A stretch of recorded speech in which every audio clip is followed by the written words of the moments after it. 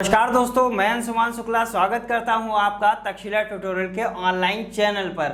दोस्तों, जैसा कि हम लोग लेसन पढ़ रहे हैं पी ब्लॉक एलिमेंट्स यानी पी ब्लॉक के तत्व, जिसके पिछले लेक्चर आपके कवर किए जा चुके हैं। दोस्तों, आज का हमारा लेक्चर है लेक्चर नंबर 5.6। दोस्तों, लेक्चर नंबर 5.5 तक आपका कवर करा दिया गया है। दोस्तों, जिसमें हमने आपसे ये बात किया हुआ था कि पी ब्लॉक के एलिमेंट्स क्या होते हैं, फिर हमने ये देखा था कि नाइट्रोजन कैसे बनाई जाएगी, फिर हमने ये देखा कि अमोनिया कैसे बनाई जाएगी, फिर उसके बाद हमने लेक्चर में देखा हुआ था कि नाइट्रिक अम्ल को कैसे बनाया जाएगा। दोस्तों, नाइट्रिक अम्ल हम बना रहे थे अपने पिछले लेक्चर में। वहां पर हमने एक प्रयोगशाला विधि आपको करवाई थी जिसमें एक रिटायर्ड फ्लास्क बनवाया गया था, और वहीं पर हमने ओस्टवाल्ड विधि का भी डिस्कशन किया हुआ था।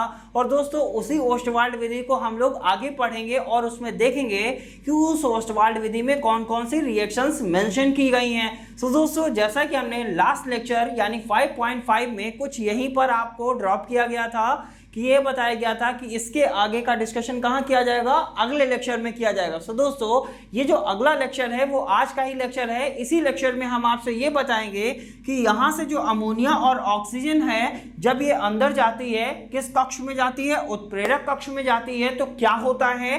फिर जब यहाँ से एक गैसीय मिश्रण इसमें आएगा, यहाँ किस में आएगा, ऑक्सीकारक कक्ष में आएगा। ऑक्सीकारक कक्ष में आता है तो यहाँ पर कौन सा रिएक्शन होगा। फिर जब ऑक्सीकारक कक्ष किस कक्ष में जा रहा है, अवशोषण कक्ष में जा रहा है, और ऊपर से वाटर गिर रहा है, तो इससे क्या होगा, इन सारी चीजों का डिस्कशन हम इसी लेक्चर में करेंगे। दोस्तों, जैसा कि हमने लास्ट लेक्चर में भी आपसे बताया था कि हम बात करेंगे एक्वारेजिया क्या होता है, हम बात करेंगे सुधूम नाइट्रिक अम्ल क्या होता है। तो कई स्टूडेंट टेंशन में होंगे, सर पिछले लेक्चर में तो आपने बताया नहीं था कि एक्वारेजिया क्या है, सुधूम नाइट्रिक अम्ल क्या है। दोस्तों, इसका भी डिस्कशन आज के लेक्चर में ही होगा, क्योंकि वो लेक्चर थोड़ा सा और लंबा हो जाता है, इसीलिए उसको 2 पार्ट में डिवाइड कर दिया गया है ताकि आपको सारी चीजें आसानी से समझ में आती रहें। दोस्तों, बढ़ते हैं आगे की तरफ और देखते हैं ओस्टवाल्ड विधि के द्वारा नाइट्रिक अम्ल को कैसे बनाया जाएगा। दोस्तों, यहां पर हमने लिखा है 4 टाइम्स ऑफ NH3 और 5 टाइम्स ऑफ ऑक्सीजन।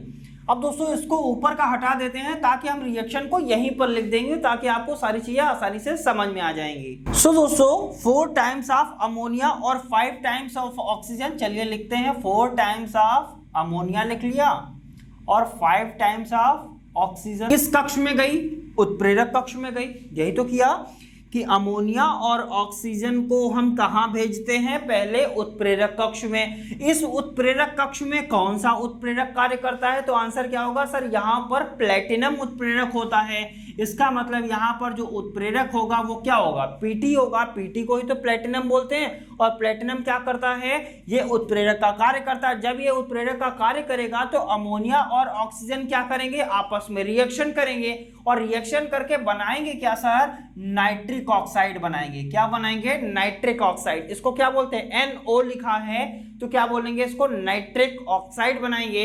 अब दोस्तों, ये देखेंगे कि नाइट्रिक ऑक्साइड कितने बार बनेगी, तो 4 टाइम्स ऑफ यहां पर क्या बन जाएगा, नाइट्रिक ऑक्साइड। बाद में क्या बनेगा, यहां पर बनेगा आपका 6 टाइम्स ऑफ H2O।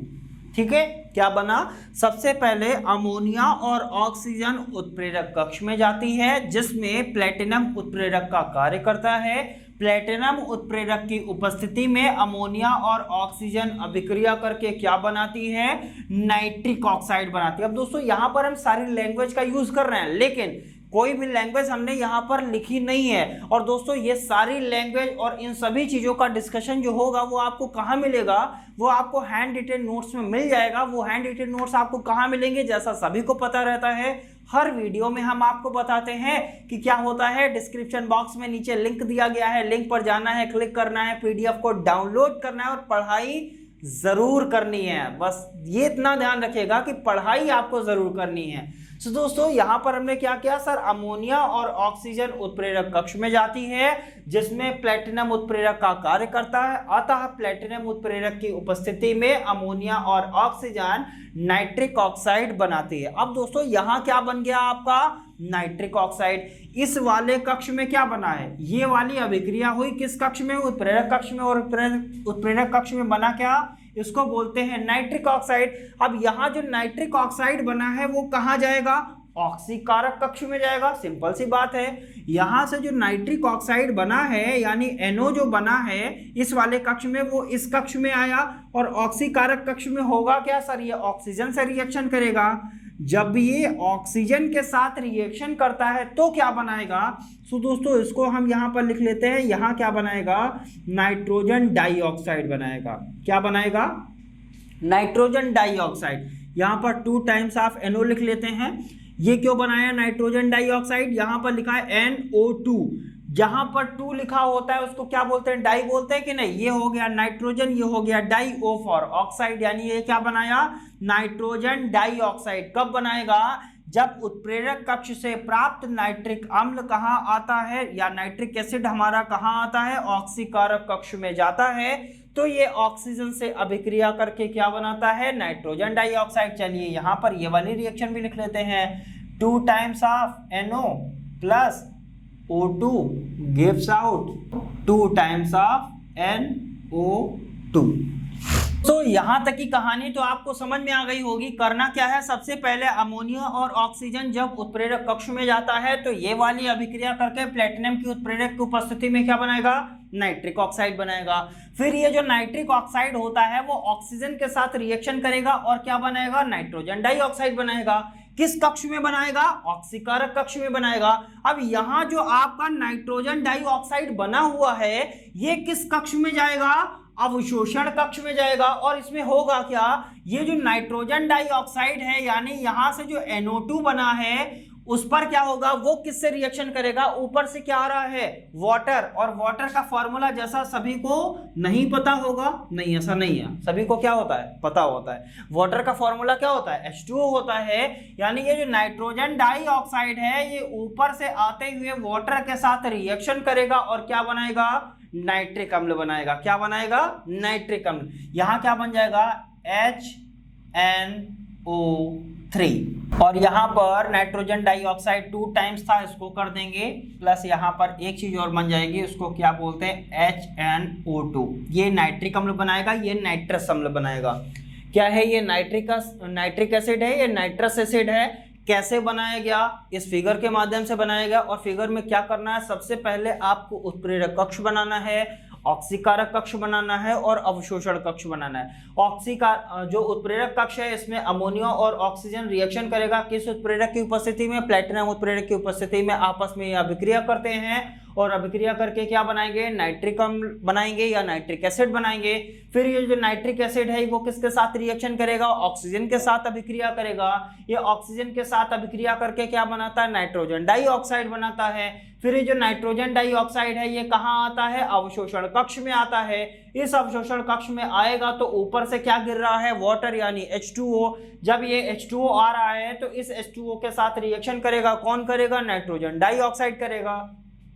ये इसके साथ रिएक्शन करके क्या बनाएगा, नाइट्रिक अम्ल बनाएगा और नाइट्रस अम्ल बनाता है। सो दोस्तों इस तरीके से हम ये देखते हैं कि ओस्टवाल्ड विधि के द्वारा नाइट्रिक अम्ल को कैसे बनाया जाएगा। दोस्तों इन सब चीज़ों का लिखने का तरीका क्या होगा, उस चीज़ों को कैसे लिखा जाएगा, कैसे हम इन चीज़ों को दिखाएंगे, वो सारे तरीके आपको कहाँ मिलेंगे, नोट्स में मिलेंगे। और नोट्स आपको कहाँ मिलेगा वो सबको पता रहता है कि आपको वो नोट्स कहाँ मिलने वाले। सो दोस्तों उम्मीद करते हैं ओस्टवाल्ड विधि के द्वारा नाइट्रिक अम्ल को कैसे बनाया गया है ये आपको अच्छे से समझ में आ गया होगा। बढ़ते हैं आगे की तरफ और देखते हैं कि नाइट्रिक अम्ल जो हमने बनाया है इसके भौतिक गुण क्या होते हैं, फिर हम क्या देखेंगे इसके रासायनिक गुण क्या होते हैं।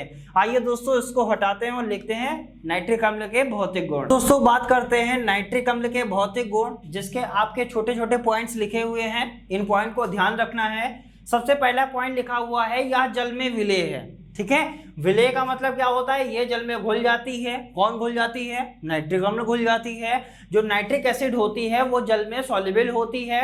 नेक्स्ट पॉइंट लिखा है यह रंगहीन होती है। कौन रंगहीन होती है, नाइट्रिक एसिड।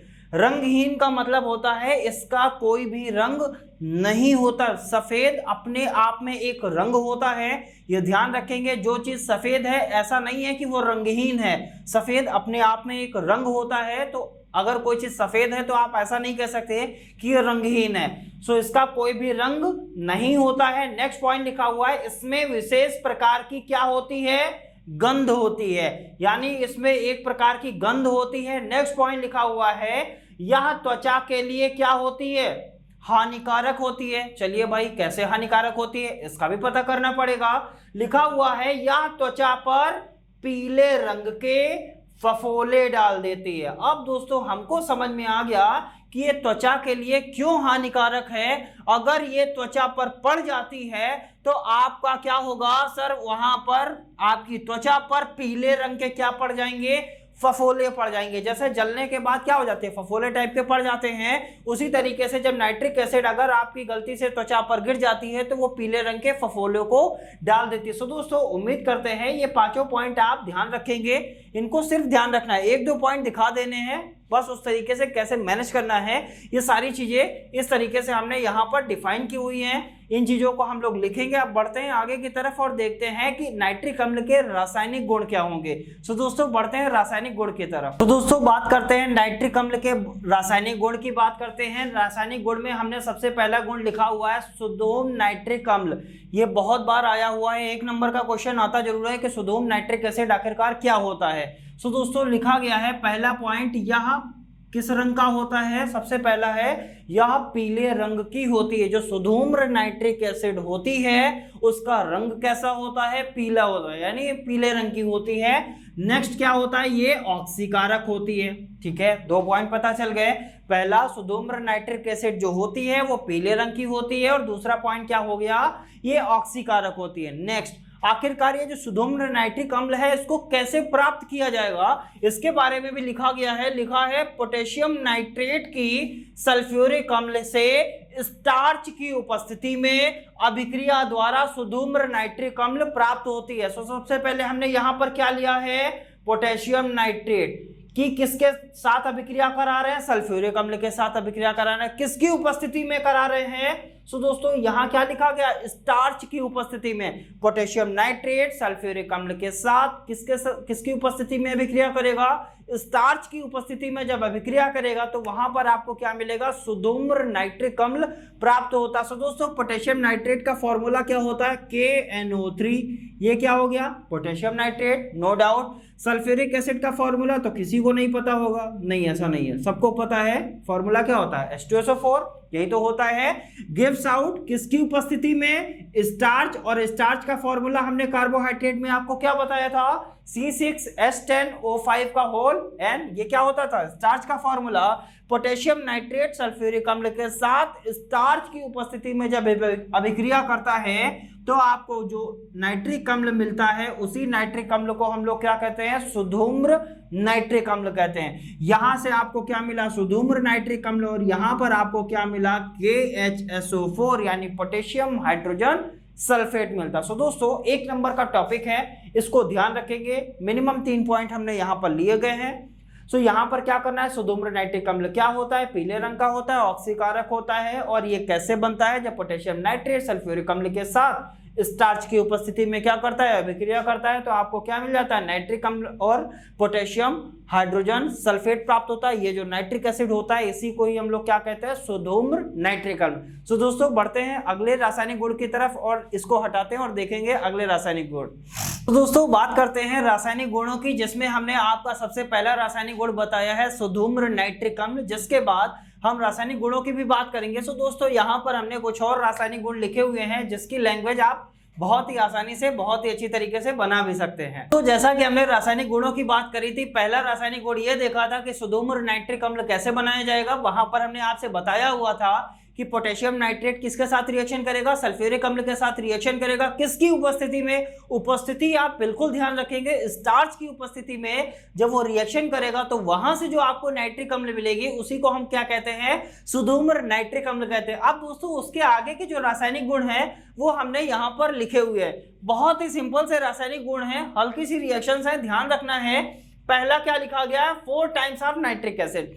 HNO3 को क्या कहते हैं, नाइट्रिक अम्ल कहते हैं। डेल्टा का मतलब क्या होता है, गर्म करना, यानी जब नाइट्रिक अम्ल को गर्म करते हैं तो आपको क्या मिलेगा, इसका नाम सभी लोग जानते होंगे, नाइट्रोजन डाई ऑक्साइड। डाई क्यों बोला, क्योंकि यहां पर क्या लगा हुआ है, H2 लिखा हुआ है, इसीलिए इसको क्या बोलते हैं, नाइट्रोजन डाइऑक्साइड। और इसका नाम तो सब लोग जानते होंगे, जाहिर सी बात है, इसको क्या कहते हैं, ऑक्सीजन कहते हैं। और यहां पर आपको क्या मिल रहा है, वाटर। यानी अगर आप नाइट्रिक एसिड को आप क्या करते हैं, गर्म करते हैं, तो आपको क्या मिलेगा, नाइट्रोजन डाइऑक्साइड और ऑक्सीजन प्राप्त होती है। सिंपल सी लैंग्वेज है। लैंग्वेज में कैसे लिखा जाएगा सर, नाइट्रिक अम्ल को गर्म करने पर नाइट्रोजन डाइऑक्साइड व ऑक्सीजन प्राप्त होती है। पहले लैंग्वेज लिखनी है, उसके बाद छोटी सी रिएक्शन है, इसको लिख देना है, काम खत्म हो जाएगा। नेक्स्ट पॉइंट बढ़ते हैं आगे की तरफ। अगला पॉइंट लिखा हुआ है सर, नाइट्रिक अम्ल है, ये भी नाइट्रिक एसिड है। नाइट्रिक एसिड के बारे में ही पढ़ रहे हैं। किसके साथ रिएक्शन कर रही है, एस फॉर क्या होता है, सल्फर। नाइट्रिक एसिड जब सल्फर के साथ रिएक्शन करेगा तो आपको क्या देगा सर, H2SO4। H2SO4 को क्या कहते हैं, सल्फ्यूरिक एसिड। सल्फ्यूरिक एसिड, या आप इसको हिंदी में क्या लिख सकते हैं, सल्फ्यूरिक अम्ल लिख सकते हैं। सो दोस्तों यहां पर क्या होगा, सब नाइट्रिक अम्ल जो है वो सल्फर के साथ रिएक्शन करेगा तो क्या देगा, सल्फ्यूरिक एसिड। अब इसको क्या कहते हैं, NO को क्या बोलेंगे, जब हमने बोला था सिंगल ऑक्सीजन होता है तो उसको क्या बोलते हैं, नाइट्रिक ऑक्साइड। क्या बोलेंगे इसको, नाइट्रिक ऑक्साइड। और यहां पर आपको क्या मिल जाएगा, वाटर मिल जाएगा। नेक्स्ट पॉइंट, अगला पॉइंट कह रहा सर, नाइट्रिक एसिड है, किसके साथ रिएक्शन करा रहे हैं, NaOH के साथ। NaOH को क्या कहते हैं, सोडियम हाइड्रोक्साइड या कास्टिक सोडा भी इसको कहते हैं। ध्यान रखेंगे इसका नाम, कास्टिक सोडा भी इसको कहते हैं और सोडियम हाइड्रोक्साइड भी कहते हैं। नाइट्रिक एसिड सोडियम हाइड्रोक्साइड के साथ जब अभिक्रिया करती है तो इसका नाम क्या होगा सर, NO3 जहां लगा होता है उसको बोलते हैं नाइट्रेट। किसके साथ लगा हुआ है, Na के साथ। और Na को क्या कहते हैं, सोडियम। अगर हम बोले सर KNO3 तो आप क्या कहेंगे सर, ये पोटेशियम नाइट्रेट है। अगर इस K को हटाकर हमने यहाँ Na लगा दिया तो इसका मतलब क्या हो गया सर, ये सोडियम नाइट्रेट हो जाएगा। क्यों हो जाएगा, क्योंकि जिसके साथ लगा हो जाएगा उसी को नाइट्रेट बोल देंगे। तो ये क्या हो जाएगा, सोडियम नाइट्रेट। और इसे क्या कहते हैं, वाटर कहते हैं। सिंपल सी बात है। सो पहली रिएक्शन, नाइट्रिक एसिड को जब आप गर्म करते हैं तो नाइट्रोजन डाइऑक्साइड और ऑक्सीजन मिलती है। नाइट्रिक एसिड सल्फर के साथ अभिक्रिया करके क्या देती है, सल्फ्यूरिक अम्ल बनाती है। नाइट्रिक अम्ल सोडियम हाइड्रोक्साइड या कास्टिक सोडा के साथ अभिक्रिया करके क्या देती है, सोडियम नाइट्रेट देती है। नेक्स्ट वन रिएक्शन क्या है, HNO3 यानी नाइट्रिक एसिड जो है आपकी सोडियम कार्बोनेट, क्या लिखा गया है यहाँ पर, कार्बोनेट है। CO3 को क्या बोलते हैं, कार्बोनेट। सोडियम कार्बोनेट के साथ जब अभिक्रिया करती है तो क्या देगी सर, ये दिया हुआ है सोडियम। NO3 को क्या बोलते हैं, नाइट्रेट। यानी यहां से आपको क्या मिलेगा, सोडियम नाइट्रेट, कार्बन डाइऑक्साइड और वाटर मिलता। सो दोस्तों उम्मीद करते हैं नाइट्रिक अम्ल के रासायनिक गुण आपको अच्छे से समझ में आ गए होंगे। मिलेंगे नेक्स्ट लेक्चर में कुछ और नए टॉपिक के साथ और इसके आगे के टॉपिक के साथ। तब तक के लिए धन्यवाद।